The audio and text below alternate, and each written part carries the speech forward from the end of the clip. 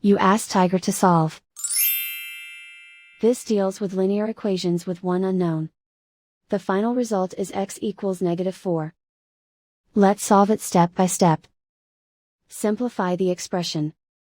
Simplify the arithmetic.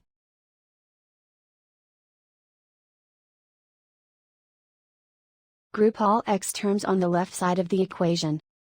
Subtract 6x from both sides. Group like terms. Simplify the arithmetic. Group like terms. Simplify the arithmetic. Group all constants on the right side of the equation. Add 9 to both sides. Simplify the arithmetic.